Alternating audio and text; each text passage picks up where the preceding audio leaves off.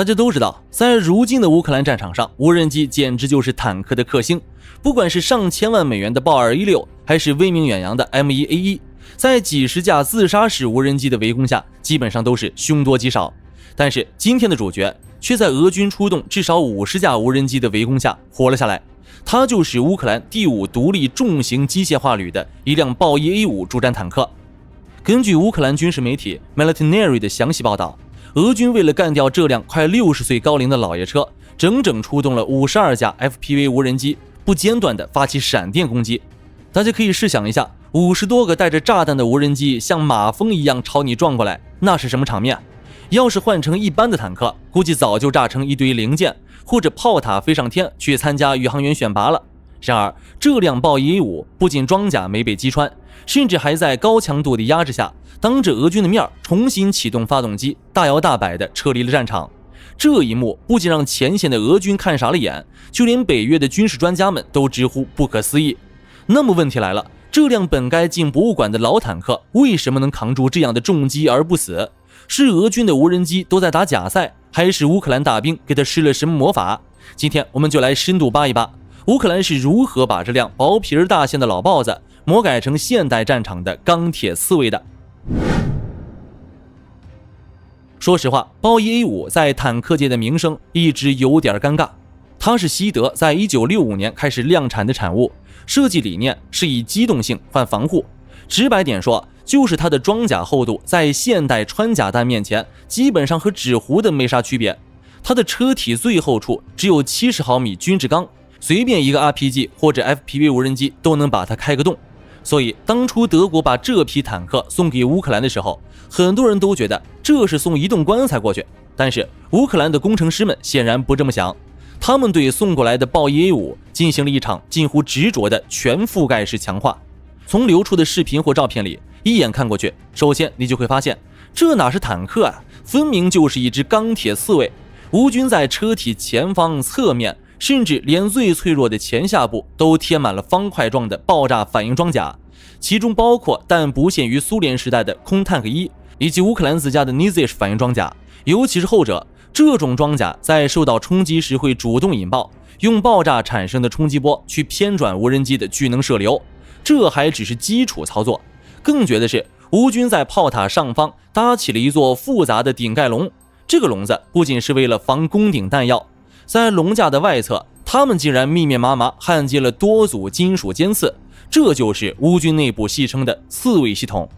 當 FPV 無人機高速撞上來時，這些尖刺會提前戳破或者纏繞無人機，讓它的炸彈在距離主裝甲還有一段距離的地方就提前爆炸，威力大打折扣。怎麼樣，是不是覺得烏克蘭這種貼膜式防禦簡直是腦洞大開？事實上，這種設計不僅防住了無人機，還考慮到了發動機的排氣口。他們在坦克後方加裝了鐵鏈構成的木簾結構，這種鐵鏈看起來土，但對付無人機那是一抓一個準，直接能把螺旋槳纏死。而且為了解決加裝這麼多裝甲後的視野問題，烏軍並沒有像俄軍那樣當盲眼巨人，他們在這些加裝的防護裝置縫隙裡巧妙地安裝了多個小型防水攝影機，這讓車組成員在車內就能擁有360度無死角的視野，同時還保留了炮塔完整的旋轉能力。相比之下，俄軍有些加了遮陽棚的坦克開起來就像是閉着眼衝鋒，最後只能原地轉圈。了解完烏軍的改造，我們再回到那個驚心動魄的戰場瞬間。那一天，俄軍的無人機操作員通過觀察哨鎖定了這輛豹1A5坦克，他們覺得這只是個老古董，應該1、2發就能解決戰鬥。於是一架無人機發動撞擊，一架負責校正，第3架緊隨其後。但他們沒想到，這種攻擊波次居然整整持續了1天。俄軍士兵越打越懷疑人生，明明命中了，為什麼這坦克還沒有掛掉？其實當時坦克裡的烏克蘭大兵玩了一招非常聰明的金蟬脫殼。當第一波攻擊開始後，成員們發現坦克雖然外殼在不斷爆炸，但內部系統依然穩定。為了安全起見，他們並沒有死守在坦克裡，而是趁着煙霧躲進了不遠處的地下掩體。他們就在那裡靜靜地等着，任憑俄軍的無人機一架接一架地往這只鐵刺蝟上撞。大家可以想象一下俄軍操作員的心情，那可是52架無人機啊！如果按每架無人機$1000計算，這一頓操作也燒掉了5萬多美元。然而，等俄軍打光了手頭的無人機，以為目標已經報廢，觀察出現鬆懈的時候，這幾名烏克蘭成員突然從戰壕裡衝出來，敏捷地跳上坦克，一擰鑰匙，發動機發出了低沉的轟鳴聲，這輛老豹子竟然奇蹟般的復活了。他拖着滿身的傷痕和被炸爛的反應裝甲塊，在俄軍目瞪口呆的注視下自行撤離了陣地。這就是第5獨立重型機械化旅指揮官披露的實戰真相。由此可見，武器的性能固然重要，但使用武器的人和戰術才是核心。烏軍深知豹一 A5 防禦薄弱，所以他們不搞正面硬剛，而是利用掩體和深度改造来換取生存空間。這種戰地智慧才是烏克蘭裝甲部隊最強大的地方。現代戰場早已不是單純比拼誰的裝甲厚，而是比拼誰的防禦邏輯更嚴密。如果你是那名俄軍無人機操作員，看着50多架无人機都沒幹掉一個老古董，你會有什麼心理陰影？值得注意的是，烏軍對豹一 A5 坦克的改裝並非只體現在防禦上。你能想象豹一 A5 變成遠程狙擊手嗎？可以前大家都覺得豹一 A5 這種坦克放在現在只能打打輔助，但烏軍卻能把它玩出連射自行火炮的高端局。據烏克蘭第5旅士兵透露，豹一 A5 配備的那门英國授權的105毫米 L7 线膛炮，虽然口径不算最大，但精度高得嚇人。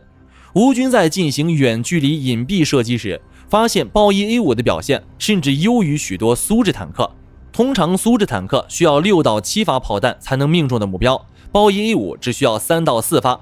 更誇張的是，他们利用线膛炮的彈道穩定性，將豹一 A5 當作臨時自行榴彈炮使用。甚至在某些戰鬥中，他們能躲在林地裡，對12公里外的俄軍陣地進行精確點名。12公里的射程，這已經遠超了蘇制坦克7到9公里的上限。烏軍還為此總結了一套叫黃蜂戰術的游擊打法，即先用無人機偵察好目標，坦克快速移動到4公里左右的射程內，在1分鐘內傾瀉掉10發高精度炮彈，打完立馬撤退，整場戰鬥絕不超過3分鐘。等俄軍的反斜面炮火覆蓋過來時，烏軍早就沒影了。這種打了就跑的靈活性，得益於豹一 A5 只有40噸的戰鬥權重和優雅的推重比。相比之下，那些60多噸重的巨獸 M1 或者豹2，在烏克蘭的泥地裡經常陷進去，動彈不得。值得注意的是，有消息傳出，烏軍還在測試比利時提供的無人炮塔。一旦豹一 A5 換裝了 C3105 炮塔，這款老坦克的射程甚至能飆升到18公里。到時候，豹一 A5 就不再是坦克，而是成了一門能高速奔跑的長程狙擊炮。這種化腐朽為神奇的能力，再次證明了烏克蘭在整合北約裝備與本土需求上的強大實力。誰說老舊武器只能當廢鐵？在天才的指揮官手裡，他就是戰神。講到這裡，我們不得不思考一個更深層次的問題：為什麼價值1000萬美元的先進坦克頻繁折戟，而這輛博物館級的豹一 A5 卻能創造生存奇蹟？其實答案就在於簡單、皮實、易維護。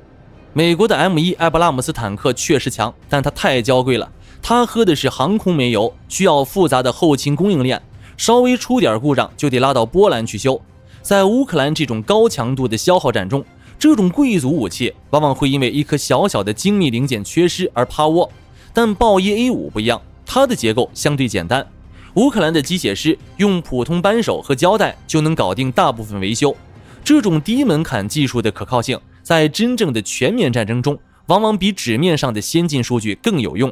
歐洲韌性倡議中心主任蘇穆倫尼曾說，戰爭需要的不是完美，而是能隨時投入戰鬥的武器。烏軍把豹一、反應裝甲、金屬尖刺和無人機、攝影機結合在一起，這不僅是技術的堆砌，更是一種生存哲學的勝利。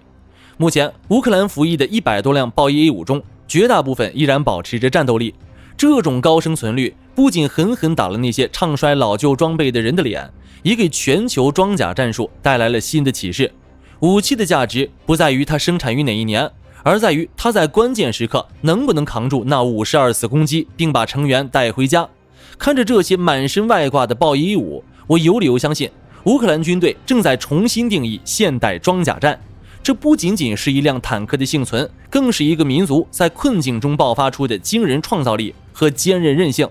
好了，今天的視頻到這裡就結束了。大家覺得這種魔改版的4位坦克會不會成為未來裝甲車的發展趨勢？或者你覺得哪種改裝更適合現在的無人機戰場？歡迎在評論區留下你的高見，我們下期視頻再見。